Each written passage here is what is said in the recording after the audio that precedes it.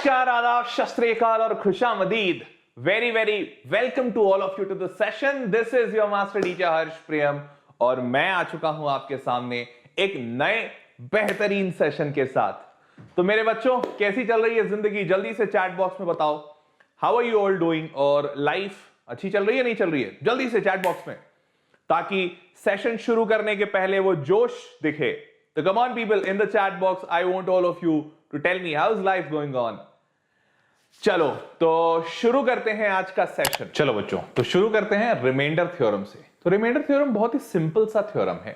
ये थ्योरम ये कहता है कि जब भी आपको कोई पॉलिनोमियल को डिवाइड करना है दूसरे पॉलिनोमियल से फॉर एग्जांपल आपके पास कोई पॉलिनोमियल है fx और इस पॉलिनोमियल को आप डिवाइड करना चाहते हो कोई भी पॉलिनोमियल से, मान लो x + 2, तो जो आपका डिवाइजर पॉलिनोमियल है ना, ये वाला, इस डिवाइजर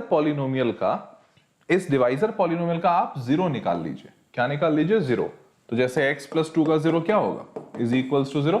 तो x की वैल्यू क्या आ जाएगी? x की वैल्यू है -2। ये जो -2 आया ना, आप इसकी वैल्यू इस डिविडेंड पॉलिनोमियल में डाल दीजिए। तो आप जैसे ही ये -2 इस डिविडेंड पॉलिनोमियल में डालेंगे तो आपका कुछ वैल्यू निकल कर आएगा। जाहिर सी बात है, कोई नंबर हम डालते हैं, कोई x की वैल्यू कोई डालते हैं पॉलिनोमियल में, तो उससे वैल्यू निकल कर आती है। जो भी वैल्यू निकल कर आएगी fx की, उसी fx की वैल्यू को हम रिमाइंडर कहते हैं। वैल्यू ऑफ fx नहीं, f ऑफ -2, ये है ना, -2 डाला, f of -2 is equals to reminder. यही कहता है रिमाइंडर थ्योरम, है ना सिंपल। रिमाइंडर थ्योरम कुछ और नहीं कहता, सिर्फ कहता है कि भैया आपका जो डिवाइजर पॉलिनोमियल है उसका जीरो निकालिए, वो जीरो निकालकर डिविडेंड में डालिए, जो वैल्यू आएगा वही है आपका रिमाइंडर। इतना प्लेन और सिंपल है, बताओ जरा। तो बहुत ही सिंपल सा तरीका है रिमाइंडर थ्योरम का, ठीक है। बस आपको रिमाइंडर कैसे निकालना है बता दिया। चलो अब आगे बढ़ते हैं। तो ये स्टेप्स लिखे हुए हैं। इसी तरह फैक्टर थ्योरम है। फैक्टर थ्योरम क्या है? तो ये रिमाइंडर थ्योरम का बड़ा भाई है। मतलब क्या? ये मतलब कि अब एक बच्चा मेरे को बोला कि सर, अगर मान लीजिए यहां पे हमने वैल्यू डाला और वैल्यू निकाला तो जीरो आ गया, तो इसका क्या मतलब होगा सर? तो मैं बोला यार बेटा, रिमाइंडर अगर जीरो हो जाता है तो क्या मतलब होगा? मतलब डिविजिबल है। तो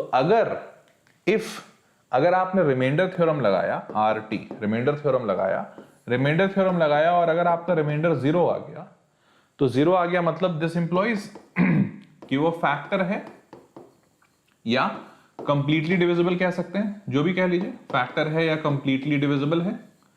तो बेटा जब भी कंप्लीटली डिविजिबल हो जाए या फैक्टर निकल जाए, तो इसी पूरे चीज को हम रिमाइंडर थ्योरम से बदल के इसका नाम फैक्टर थ्योरम कर देते हैं। देख रहे हो हैं? अगर जीरो ना हुआ हो तो रिमाइंडर थ्योरम, जीरो हो गया हो तो फैक्टर थ्योरम।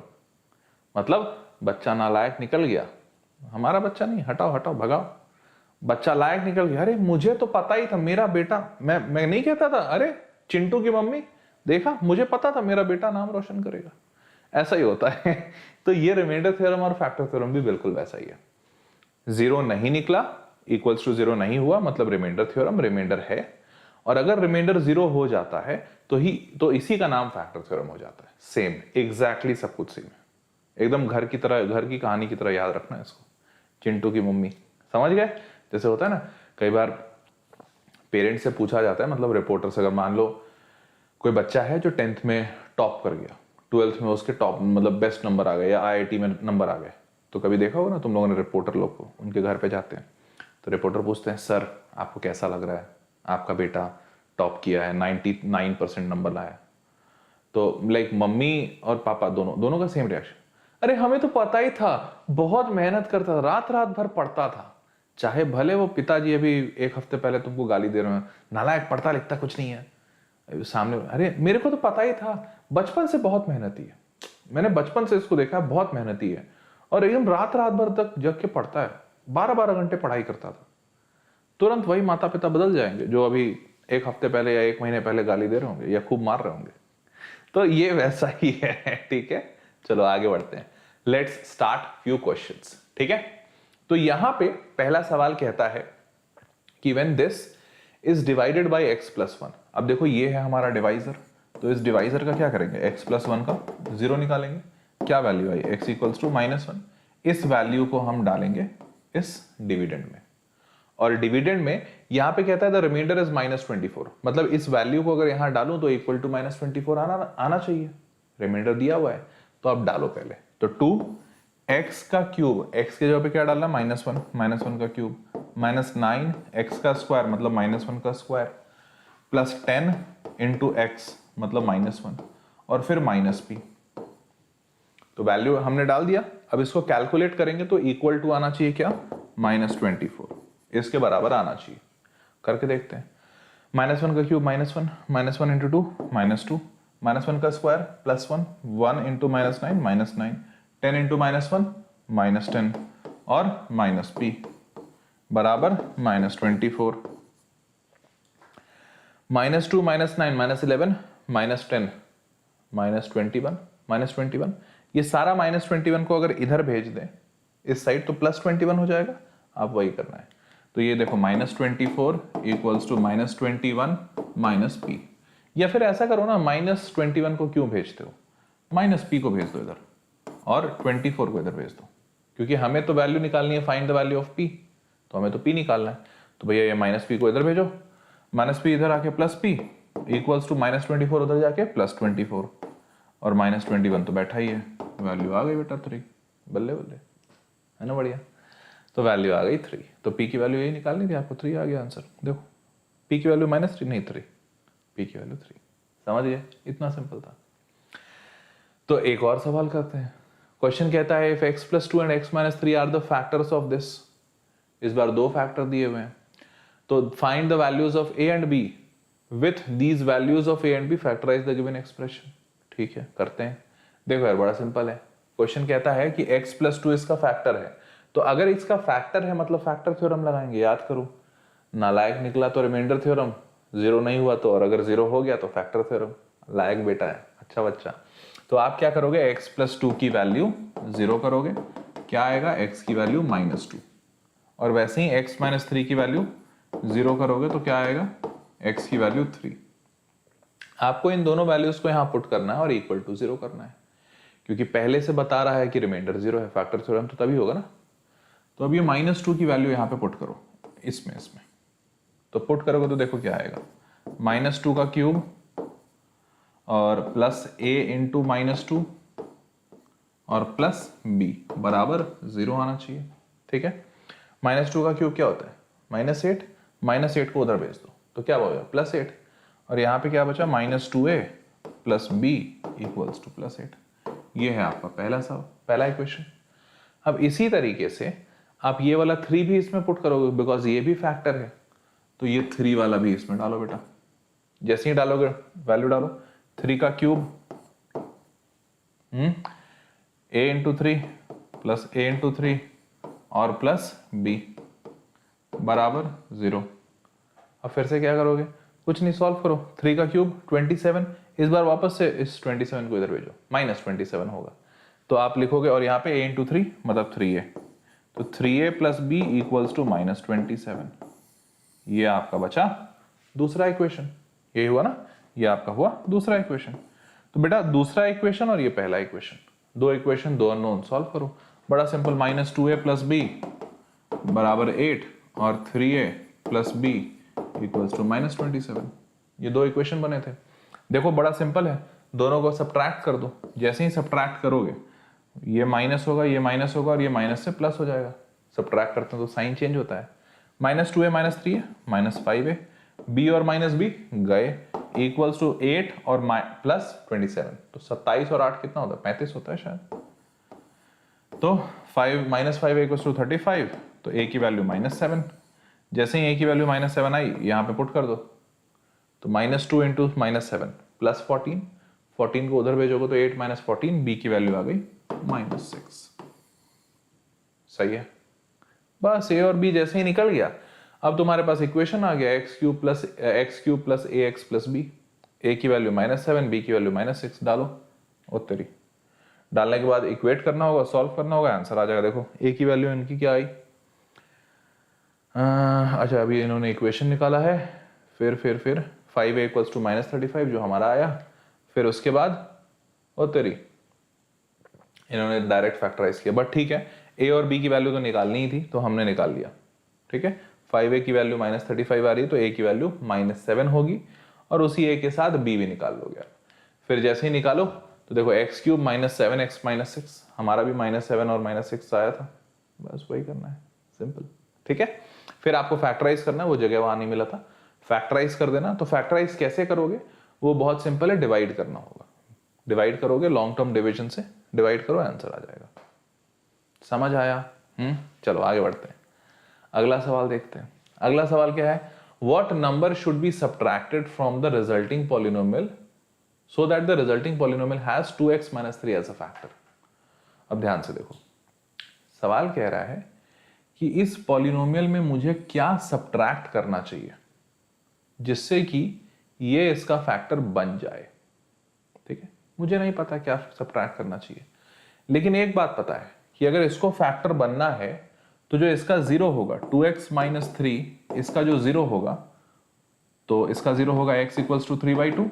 ये जो 0 है ना, इसको अगर मैं यहां पुट करूं तो इसकी वैल्यू 0 बना दे, तभी तो फैक्टर होता है, क्योंकि रिमाइंडर 0 होता है। तो मुझे नहीं पता कि इस पॉलिनोमियल में क्या सब्ट्रैक्ट किया जाना चाहिए, तो मैं ऐसा करूंगा कि ये पॉलिनोमियल लिखूंगा 2x³ - 5x² + 5x, और मैं मानूंगा कि इसमें k सब्ट्रैक्ट किया जाना चाहिए। क्या मानूंगा? कि इसमें k सब्ट्रैक्ट किया जाना चाहिए। तो इसमें k सब्ट्रैक्ट करेंगे और तब ये वाली वैल्यू अगर यहां पुट करते हैं तो इसकी वैल्यू = 0 आनी चाहिए। यही है हमारा फैक्टर थ्योरम। तो 3/2 को यहां पुट करो, तो बेटा 2 × x के जगह पे 3/2 का होल क्यूब -5 × x के जगह पे 3/2 का होल स्क्वायर प्लस 5 x के जगह पे 3/2 और -k बराबर 0 होना चाहिए। ये 3/2 इसका फैक्टर है बोल रहा है, तो अगर 3/2 यहां डालूं तो वैल्यू 0 आनी चाहिए। अब सॉल्व कर दो, तो सॉल्व करोगे तो if I am not wrong 3 × 3 = 27/4, यहाँ पे सॉल्व करोगे तो 9 × 5 = 45 -45/4 और प्लस 5 × 3 = 15/2, और ये माइनस के है, माइनस के को उधर भेज देते हैं, प्लस के कर देते हैं, = k। = 0 क्यों हुआ? क्योंकि ये फैक्टर है तो इसका रिमाइंडर 0 होना चाहिए। अब आपको इसको सॉल्व करना है, तो सॉल्व करने के लिए 4 का एलसीएम ले लो। जैसे ही 4 एलसीएम लोगे, k = 4 डिनोमिनेटर में 27 - 45 + 30, बिकॉज 2 है नीचे, तो मैं लिख रहा हूं 27 - 45 + 30, तो 30 और 27 57, 57 - 45, तो if I am not wrong शायद 12 आ रहा है बाई 4, वैल्यू हो गई 3। बल्ले बल्ले, आसान था ना? हाँ, बड़ा सिंपल है यार। चलो बढ़े आगे बढ़ते हैं, लेट्स मूव ऑन। तो अगला ये रहा सिंपल सा, इन्होंने p माना है कि p सब्ट्रैक्ट करना होगा, p की वैल्यू इनकी भी 3 आई है, सेम तरीका। ठीक है, चलो आगे बढ़ते हैं। Use factor theorem to factorize the following polynomial completely. इस पॉलिनोमियल को पूरा कंप्लीटली वो करने के लिए फैक्टर थ्योरम यूज करते हैं। तो फैक्टराइज करना है अपने को, ठीक है, फैक्टराइज करते हैं। तो यार देखो, क्यूबिक इक्वेशन है, तो क्यूबिक इक्वेशन में मैंने आपको कई बार बताया भी है, अगर नहीं बताया तो अभी बता देता हूं कि भाई क्यूबिक इक्वेशन में हमेशा हिट एंड ट्रायल मेथड पहला 0 निकालने के लिए इस्तेमाल होता है। तो हिट एंड ट्रायल मेथड आपको यहां पे भी इस्तेमाल करना पड़ेगा पहला 0 निकालने के लिए। तो आप ऐसा करो, हिट एंड ट्रायल मतलब क्या, वही फैक्टर डालो और देखो कहां 0 हो रहा है। तो ये है x³ + 2x² - 5x - 6। अगर मैं गलत नहीं हूं 1 डालोगे तो नहीं हो रहा है, 1 + 2 3 -5 - 6, 1 से तो 0 नहीं हो रहा है। तो ऐसा करते हैं कि -1 अगर डालें तो 5 और 2 7, हाँ -1 से काम बन रहा है बेटा। देखो अगर आप x = -1 डालते हो तो देखो यहाँ पे डालने से क्या होता है, -1 का क्यूब + 2 × -1 का स्क्वायर -5 × -1 - 6। सॉल्व करो, ये -1 + 2 + 5 - 6, वैल्यू 0 आ रही है। वैल्यू 0 आ रही है मतलब x = -1 इसका 0 है। तो दिस एम्प्लॉयज मैं लिखूंगा, इसका मतलब x + 1 इसका फैक्टर है। सही बात। अब अगर x प्लस वन इसका फैक्टर है तो x प्लस वन इसको जरूर डिवाइड कर रहा होगा, कंप्लीटली डिवाइड करो। तो लॉन्ग डिवीजन करोगे तो x प्लस वन, यहाँ पे x cube plus 2x square minus 5x plus 6। Long division कर दो, ये तो आता ही होगा, सिंपल सा है। ये x cube divided by x square into x क्या होता है x cube, x square into one क्या होता है एक्स स्क्वायर। सब्ट्रैक्ट कर दो, ये माइनस ये गया, 2x square minus x square मतलब एक्स स्क्वायर, बचा क्या माइनस 5x।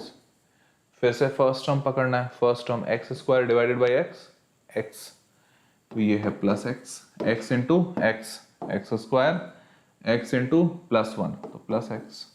फिर से सब्ट्रैक्ट करोगे तो माइनस ये cancel out, minus 5x minus x minus 6x और यहाँ पे प्लस 6। पहला टर्म, तो पहला टर्म यहाँ पे x है, माइनस 6x चाहिए तो क्या करना पड़ेगा माइनस x करना होगा, सॉरी माइनस 6 करना होगा, minus 6 into x minus 6x और माइनस 6, अच्छा वेरी सॉरी ये प्लस 6 नहीं था माइनस 6 था, सॉरी माय बैड, ये माइनस 6 ये माइनस 6, तो माइनस 6 इंटू वन माइनस 6 ये माइनस 6, साइन चेंज कर दो तो मतलब ये प्लस ये कैंसिल हो जाएगा, ये कैंसिल हो जाएगा, आ गया रिमाइंडर 0। हाँ तो रिमाइंडर 0, तो एक फैक्टर तो हमने निकाल लिया था, अब कोशेंट को फैक्टराइज करेंगे तो दूसरा फैक्टर निकल जाएगा। कोशेंट को फैक्टराइज करना बड़ा सिंपल है, देखो भैया कोशेंट को कैसे फैक्टराइज करोगे, ये पूरी चीज है, इसको मिडिल टर्म स्प्लिटिंग कर दो, मिडिल टर्म स्प्लिटिंग करोगे तो x plus 3 into x minus 2 बन रहा है, करके देख लेना, ये तो मिडिल टर्म स्प्लिटिंग का सिंपल है।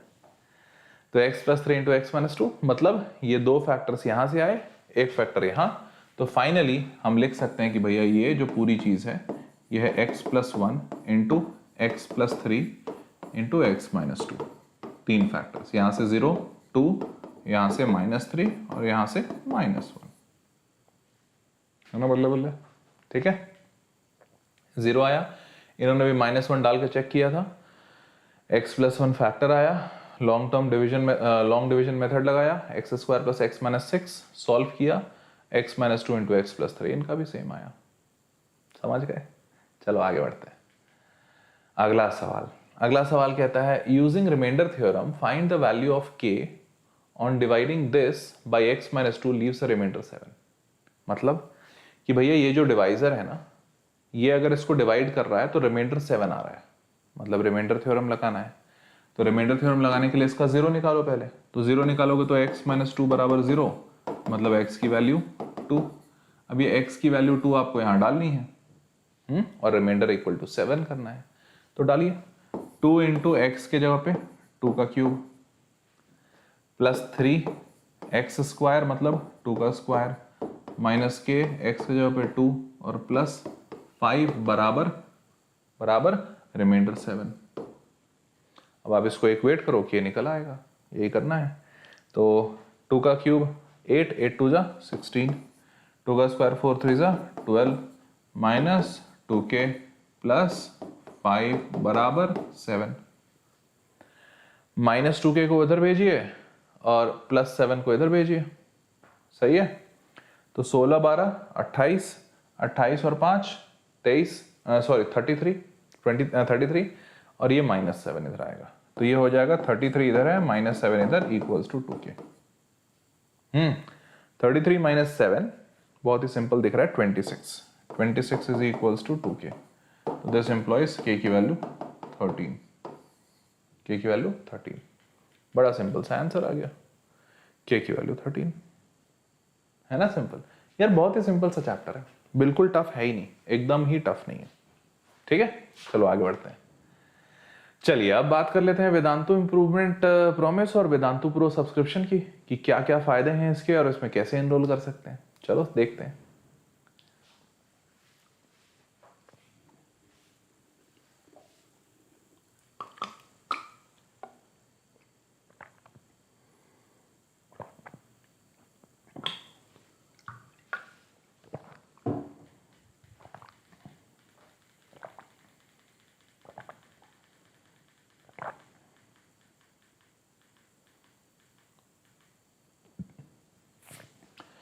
चलिए अब करते हैं एमसीक्यू स्कोर बूस्टर सीरीज। तो एमसीक्यू स्कोर बूस्टर क्वेश्चंस में बड़ा मजा आने वाला है। सारे एमसीक्यू क्वेश्चंस रहेंगे आपके एग्जाम के रेलेवेंट, जो एग्जाम में आ सकते हैं।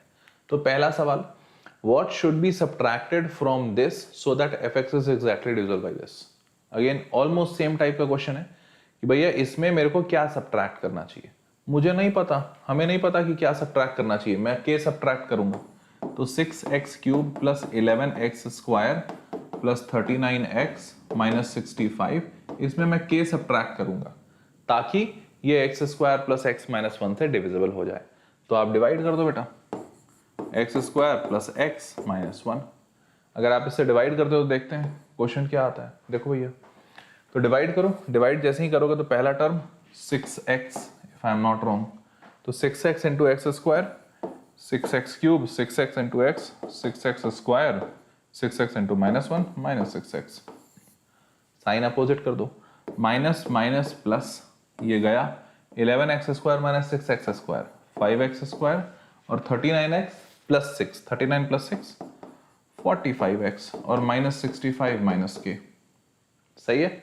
अब ध्यान से देखना बेटा, पहला टर्म है 5x स्क्वायर, यहां है x स्क्वायर, मतलब फर्स्ट प्लस 5 होना चाहिए। प्लस 5 जैसे ही करोगे, plus 5, 5 into x square, 5x square, 5 into x, 5x और 5 into minus 1 minus 5। Sign opposite फिर से, मतलब माइनस माइनस प्लस, ठीक है। ये तो cancel out, 45x minus 5x मतलब 40x और माइनस 65 प्लस 5 मतलब माइनस 60 और ये माइनस के एज इट इज। अब ये कह रहा था कि should be subtracted so that exactly divisible होना चाहिए। एग्जैक्टली डिविजिबल मतलब क्या, रिमाइंडर 0। तो इसका मतलब क्वेश्चन कह रहा है इस रिमाइंडर को 0 होना पड़ेगा, इस रिमाइंडर को 0 होना पड़ेगा। तो अब k की वैल्यू क्या होगी, तो भैया ये माइनस के उसको उधर भेज दो। जैसे ही तुम उधर भेजोगे k की वैल्यू निकल आएगी कि भैया k की वैल्यू इज 40x माइनस 60, मतलब 40x माइनस 60 इसमें सब्ट्रैक्ट किया जाना चाहिए इस पॉलिनोमियल में, जिससे कि एग्जैक्टली डिविजिबल हो जाएगा। 40x माइनस 60 है ही नहीं, ये कैसी बात होगी। हमने कुछ गलती किया क्या, देख लेते हैं एक बार। तो हमने 6 किया, 6x क्यूब 11, 39 माइनस 65 सही है। 6x cubes 6x square 11 minus 6 5 minus 6x, तो 39 प्लस 6 45, बिल्कुल सही। 5 किया हमने, 5 5x और माइनस 5 5x स्क्वायर, माइनस किया 40, बिल्कुल सही बिल्कुल सही। लगता है कुछ कैलकुलेशन एरर है इन लोगों का। ये कैसे आ गया 6x, हाँ तो एक मिनट, ये कटा 5x स्क्वायर माइनस 33x, ऐसे कैसे, एक मिनट, यहाँ पे माइनस 39 है और यहाँ पे प्लस 39, ओके सो सॉरी। तो देखो यहाँ पे मिसप्रिंट है, मतलब यहाँ पे अलग दिया हुआ है वैल्यू और यहाँ पे माइनस 39 यूज किया हुआ है, तो इसके कारण से अलग आंसर आ रहा है। बट ठीक है, तुम तरीका समझ गए, ये इंपॉर्टेंट है। एक आध दो प्लस माइनस इधर उधर होते हैं। तो ये प्लस 39x है, इसके हिसाब से आंसर 40x माइनस 60 होगा। अगर ये 39x नहीं होता है, माइनस 39x होता है, तो आंसर माइनस 38 माइनस 60। ठीक है, बढ़े आगे, तरीका समझ लो, वो इंपॉर्टेंट है। आगे बढ़ते हैं, अगला सवाल, p q are the zeros of this polynomial, then p minus 1 into q minus 1 is equals to what? p और q इसके zeros हैं। तो देखो एक बात बहुत साफ साफ दिख रही है, इसकी वैल्यू पूछी गई है, मतलब इसको मल्टीप्लाई करो, तो p into Q P Q और p into minus 1 minus p, minus 1 into Q minus Q और माइनस 1 इंटू माइनस 1 प्लस 1। अब यार तुमको सब पता है कैसे, भैया p इंटू क्यू तुमको प्रोडक्ट ऑफ रूट्स पता है, माइनस कॉमन लोगे तो p plus q sum of roots पता है, प्लस 1। यही तो करना है बस। p into Q product of roots, c by a, तो c यहाँ पे क्या है, एक मिनट, इस इक्वेशन को भी लिखना पड़ेगा ठीक से, रुक जाओ। इक्वेशन लिखो, एक्स स्क्वायर प्लस के एक्स और k इंटू माइनस 1 तो माइनस के और फिर माइनस सी। तो कांस्टेंट ये पूरा है, ये पूरा कांस्टेंट है। तो आप पी क्यू के जगह पे लिखोगे माइनस के माइनस सी बाई ए, मतलब 1, ए तो यहाँ पे 1 है, माइनस पी प्लस क्यू, तो पी प्लस क्यू क्या होता है, माइनस बी बाई ए, तो आप लिखोगे माइनस ब्रैकेट में बी बाई ए, तो b k है, माइनस b बाई ए करोगे तो माइनस k बाई 1 और प्लस 1। सही है। डिनोमिनेटर में कुछ है नहीं, टेंशन लेने वाली बात नहीं है, तो अब लिख दो क्या है, माइनस के माइनस सी माइनस माइनस प्लस के और उधर बाजू में प्लस 1। तो k और k गए, माइनस सी प्लस 1 मतलब 1 माइनस सी, आंसर आ गया 1 माइनस सी। कितना आसान था बताओ, था ना। चलो आगे बढ़ते हैं, 1 माइनस सी आंसर आ गया। ठीक है, चलो आगे अगला सवाल। तो next question, x square plus 2x plus 5 to be factor of x4 plus alpha x square plus beta, then the values of alpha beta should be, क्या होना चाहिए।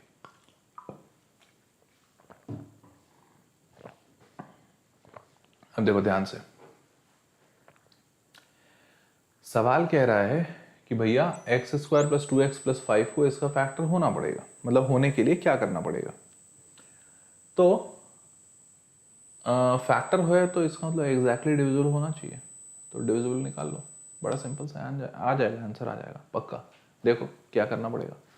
तो मेरे को एक बात जो साफ साफ दिख रही है, लेकिन यार वो थोड़ा लंबा भी तरीका जाएगा, कोई दूसरा तरीका है, आसान तरीका सोचो। इसका आसान तरीका तो नहीं दिख रहा है, दिख नहीं रहा है आसान तरीका, नहीं दिख रहा है। चलो छोड़ो, आसान तरीका नहीं है तो हम लोग अपना लंबा तरीका लगाते हैं। तो लंबे तरीके तो भैया x square plus 2x plus 5, ये डिवाइड करेगा किसको, x4 plus alpha x square plus beta, करो डिवाइड। पहला टर्म एक्स स्क्वायर से काटा पीटी, x4 प्लस, ध्यान से देखना यहाँ पे 2x क्यूब हो जाएगा क्योंकि ये इससे मल्टीप्लाई है, प्लस 5x स्क्वायर। तो मैं एक मिनट सॉरी, मैं इसको थोड़ा सा दूर लिख लेता हूँ, प्लस बीटा और यहाँ पे एक्स स्क्वायर पहला, तो ये हो जाएगा plus 5x square minus minus minus subtract, पहला तो गया। अब ये माइनस 2x क्यूब, इसके लिए कुछ नहीं है तो यहाँ as it is minus 2x cube, ये अल्फा एक्स स्क्वायर और ये माइनस 5x स्क्वायर, तो यहाँ पे आप लिखोगे plus alpha minus 5 times x square, ठीक है, और प्लस बीटा। अब आप दूसरा टर्म माइनस 2x क्यूब, यहाँ एक्स स्क्वायर, तो क्या करना होगा minus 2x, minus 2x into, तो ये minus 2x cube, minus 2x into 2x minus 4x square और minus 2x into 5 minus 10x, फिर से opposite sign, plus plus plus, ठीक है। तो ये कैंसल आउट, अल्फा माइनस 5 और ये प्लस 4 है, तो इन दोनों को अगर साथ में ऐड करते हो बेटा तो alpha minus 5 plus 4 alpha minus 1 होगा। कितना होगा, alpha minus 1 times x square, और यहाँ पे plus 10x as it is और plus beta as it is. सही बात। अब ध्यान से देखो बेटा, अब यहाँ दिख रहा है तुमको अल्फा माइनस 1, तो अल्फा माइनस 1 टाइम्स से मल्टीप्लाई करना होगा, तो अब तुम यहाँ पे आखिरी लिखोगे अल्फा माइनस 1 टाइम्स, और ये अल्फा माइनस 1 इससे मल्टीप्लाई होगा। तो जब आप मल्टीप्लाई करोगे फिर आपकी वैल्यू देखो, इन लोगों ने भी वही काम किया है। एक मिनट, ये इन लोगों ने क्या किया, एक minute, x square plus 2x plus 5 to be factor of this, x square plus 2x plus 5 से डिवाइड किया है, एक्स स्क्वायर माइनस 2x, ठीक है, और फिर प्लस 5, पता नहीं कैसे लिखा, क्यों लिखा, प्लस 5 नहीं लिखना चाहिए था।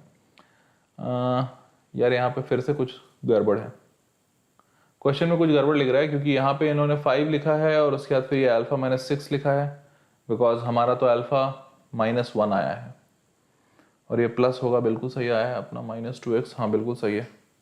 फिर से लगता है कुछ गड़बड़ है, तो खैर कोई बात नहीं, छोड़ देते हैं इस क्वेश्चन को। तुम समझ ही गए हो तरीका, आपको इसको सॉल्व करना है, फिर फाइनल रिमाइंडर आएगा, उस रिमाइंडर को 0 कर दीजिए। तो देखो जो रिमाइंडर 0 होगा तो रिमाइंडर 0 होकर अल्फा और बीटा की वैल्यू आ जाएगी, बस यही करना है। यहाँ पे क्वेश्चन में लगता है कुछ गड़बड़ है, ठीक है, चलो आगे बढ़ते हैं, सॉरी फॉर दिस। अगला, find the roots of this equation if the polynomial this is exactly divisible by this. Again तो देखो इस क्वेश्चन को मैं आपका होमवर्क छोड़ूंगा क्योंकि एग्जैक्टली सेम क्वेश्चन है।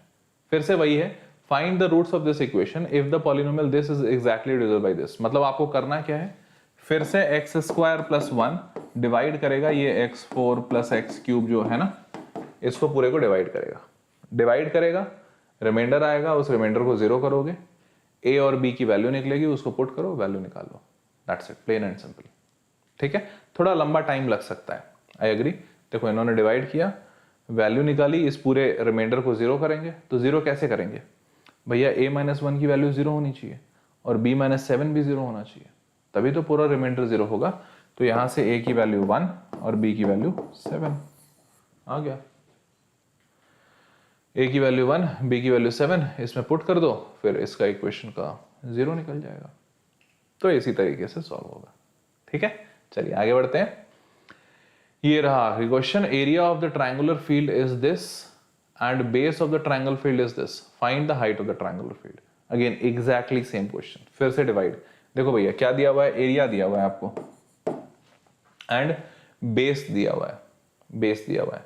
तो आपको पता है एरिया होता क्या है, एरिया होता है half into base into height. आपसे हाइट पूछा है, मतलब 2 टाइम्स एरिया अपॉन बेस। तो हाइट कैसे निकालोगे भाई, 2 टाइम्स एरिया करना तो कोई बड़ी बात नहीं है, इसको डबल कर दो, बट उसको डिवाइड करना है बेस से, बेस से मतलब इससे। तो इसका मतलब फिर से क्वेश्चन क्या बना कि अब आपको डिवाइड करना है, x square minus 4x plus 1, इसको डिवाइड, ये डिवाइड करेगा किसको, x4 minus 6x cube plus 26 sorry minus 26x square minus 26x square plus 138x minus 35, ये आपको डिवाइड करना होगा। तो अगेन मैं इसको छोड़ रहा हूं, इसलिए छोड़ रहा हूं क्योंकि वही सेम क्वेश्चन है, फिर से आपको डिवाइड करना है, कुछ नया नहीं है। और इस टाइप के क्वेश्चन 2-3 इसलिए लिए थे क्योंकि इस टाइप के क्वेश्चंस आते हैं, एग्जाम में आते हैं, तो रियली कांट हेल्प इट। आप जब इसको डिवाइड करोगे तो if I am not wrong, तो मैं आपकी मदद कर सकता हूँ कि ये एक्स स्क्वायर होना चाहिए और माइनस 35 है ना, हाँ तो एक्स स्क्वायर होना चाहिए, यहाँ माइनस 35 होना चाहिए, माइनस 4x क्यूब होना चाहिए होगा, और तो यहाँ पे माइनस 2x आ रहा है, ये ऐसा कुछ बनेगा, ये आएगा वहाँ पे क्वोशंट। तो अब क्वोशंट अगर ऐसा आ गया, अब आप इसको फैक्टराइज कर लो, तो x minus 7 into x plus 5 ऐसा फैक्टराइज होगा। तो यहाँ से 0 निकलेगा 7, यहाँ से 0 निकलेगा माइनस 5। तो आपको बस यही करना है, ठीक है। अब जैसे ही इसको कर लो, बस बल्ले बल्ले सिंपल आंसर आ जाएगा। इसको डिवाइड करना है, डिवाइड करने के बाद देखो इन लोगों ने भी डिवाइड किया, डिवाइड करने के बाद x square minus 2x minus 35 आया, जो हमारा आ रहा था, and hence 2 times x square minus 2x minus 35। अच्छा फैक्टराइज नहीं करना था, इनको बस हाइट निकालना था, तो 2 टाइम्स आ गया। तो बस यही है, सिंपल सा। डिवाइड थोड़ा करना पड़ेगा क्योंकि इस चैप्टर में डिविजन थोड़ा ज्यादा इस्तेमाल हुआ है, ठीक है। चलिए, तो ये रहा अब आपका एक होमवर्क क्वेश्चन, जिसके लिए आपको आंसर डालना है कमेंट बॉक्स में, और इसको लिख लीजिए। तो इसका आंसर जरूर डालिएगा, ठीक है। इसका आंसर बात करेंगे अगले सेशन में। चलिए, आई होप, उम्मीद करता हूं आप लोगों को यह सेशन पसंद आया होगा। और अब बात कर लेते हैं वेदांतु प्रो सब्सक्रिप्शन की। तो चलिए बात करते हैं what is Vedantu pro subscription and how to get into this, what are the benefits. चलिए, तो अब बात करते हैं वेदांतु प्रो सब्सक्रिप्शन की। तो यार सबसे पहला तो सवाल ये आता है कि सर प्रो सब्सक्रिप्शन लें क्यों, क्योंकि YouTube पे तो फ्री आप पढ़ा ही रहे हो, तो फिर प्रो सब्सक्रिप्शन पैसे देके पढ़ने की क्या जरूरत है। सवाल जेन्युइन है, सही है, लेकिन बेटा एक बात समझो कि क्या पढ़ाई करने के लिए और अच्छे मार्क्स लाने के लिए सिर्फ पढ़ना जरूरी है। कुछ केसेस में हाँ चलो सिर्फ पढ़ना जरूरी है, और कुछ ऐसे बच्चे हैं जो कर जाते हैं, अच्छी बात है अगर आप उनमें से हैं। लेकिन एक बात बताओ कि जब आप पढ़ाई कर रहे होते हो तो आपको डाउट्स नहीं आते, आपको टेस्ट देने की जरूरत नहीं पड़ती, टेस्ट अगर हो जाता है तो उसके एनालिसिस की जरूरत नहीं पड़ती है ना।